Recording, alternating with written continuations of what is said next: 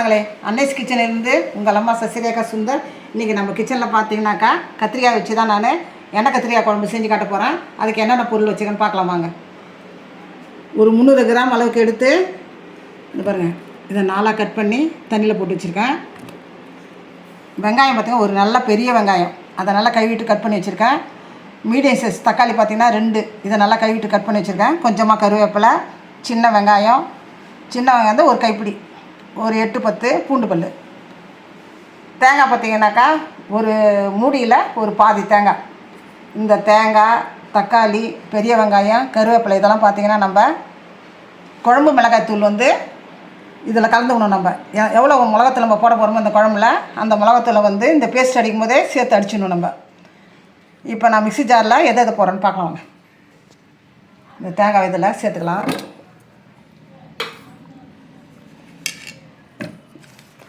தக்காளி பழம், கறிவேப்பிலை,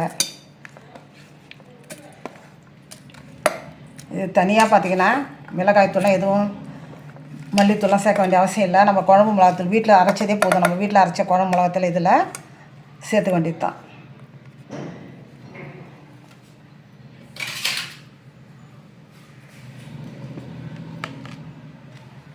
ஒரு 2 டீஸ்பூன் அளவுக்கு நான் சேர்த்துக்கிறேன். 2, 2.5 கொஞ்சமாக மஞ்சத்தூள். இதை நல்லா பைன் பேஸ்ட்டாக அடித்து எடுத்துடலாம். அடுப்பத்தை வச்சாச்சு, நம்ம அது மேலே பாத்திரம் வச்சுட்டோம். இந்த குழம்புக்கு பார்த்திங்கன்னா நல்லெண்ணெய் தான் சூப்பராக இருக்கும். பார்த்திங்கன்னா டேஸ்ட் அவ்வளோ அருமையாக இருக்கும்.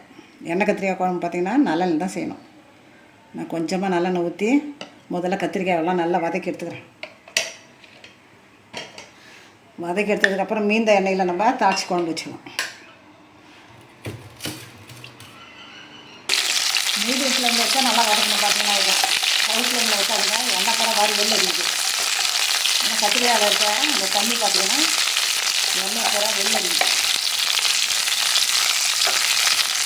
இதே மாதிரி கொஞ்சம் நல்லா கலர் சேஞ்ச் ஆகிற வரைக்கும் நம்ம நல்லா வதக்கணும். பார்த்தீங்கன்னா கத்திரிக்காய் பார்த்தீங்கன்னா நல்லா வதக்கியாச்சு. இந்த எண்ணெயிலே பார்த்தீங்கன்னா பாதி வெந்துருக்கு. அப்புறம் குழம்புல மீதி வந்துடும். வேறு ஒரு பேட்டு பார்த்துக்கலாம்.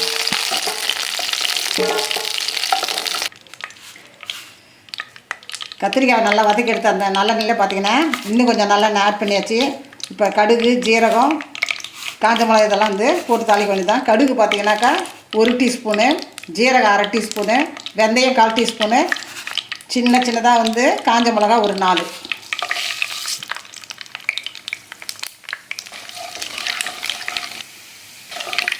கடுகு, வெந்தயம், ஜீரகம்லாம் நல்லா பொரிஞ்சிட்டு இப்போ நம்ம வெங்காயத்தை ஆட் பண்ணிக்கலாம். அதுக்கூட பூண்டு சேர்த்துக்கலாம்.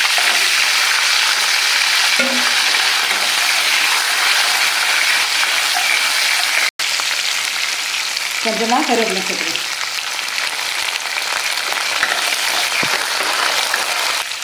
வெங்காயம் பூண்டுலாம் நல்லா வதங்கிட்டு இப்போ அரைச்சி வச்ச நம்ம இந்த மசாலா இதில் சேர்த்துக்கலாம்.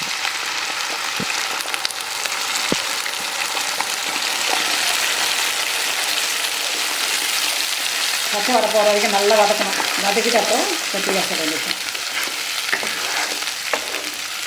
கொஞ்சமாக நான் தண்ணி கழுவி ஊற்றிடுறேன். மிக்ஸி ஜாரை கொஞ்சமாக கழுவி ஊற்றிக்கலாம்.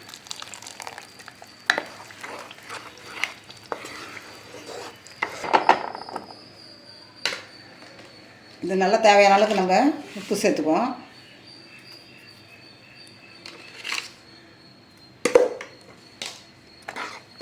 நல்லா கலக்கி விட்டு ஒரு 5 நிமிஷம் நல்லா கொதிச்சிடும். அப்புறம் நம்ம கத்திரிக்காய் ஆட் பண்ண வேண்டியது.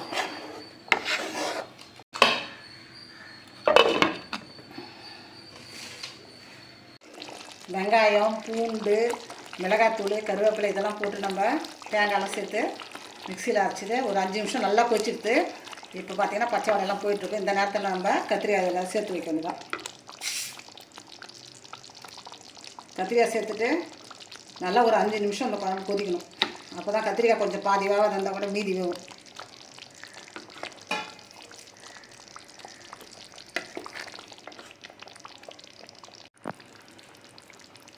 கத்திரிக்காய் அதில் சேர்த்துட்டோம். நம்ம இப்போ மீடியம் ஃப்ளேமில் வச்சு நல்லா வேக வைக்கணும். இன்னும் ஒரு 5 நிமிஷத்துக்கு நல்லா அந்த குழம்பு கொதிச்சுனாக்கா கத்திரிக்காயெல்லாம் வெந்து சூப்பராகிடும். குழம்பு பார்த்தீங்கன்னாக்கா எண்ணெய் கத்திரிக்காய் குழம்பு சூப்பராக ரெடி ஆகிடும். நான் மூடி போட்டுக்கிறேன்.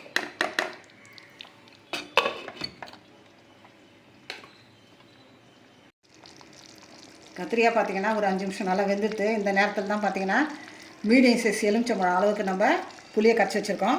அதை இதில் ஆட் பண்ணிக்கலாம். இதுக்கப்புறம் பார்த்தீங்கன்னாக்கா இன்னும் ஒரு 5 நிமிஷம் நல்லா கொதிக்கணும். புளி ஊற்றுனதுக்கப்புறம் இன்னும் ஒரு 5 நிமிஷம் நல்லா கொதிச்சதும் நம்ம இறக்கி வைக்க வேண்டியதான். இப்போ மூடி போட்டுக்கலாம். நம்ம அன்னைஸ் கிச்சனில் பார்த்தீங்கன்னா இன்றைக்கி எண்ணெய் கத்திரிக்காய் குழம்பு ரொம்ப சூப்பராக செஞ்சாச்சு. இதில் பார்த்தீங்கன்னா கொஞ்சமாக கொத்தமல்லி தழை போட்டுக்கலாம்.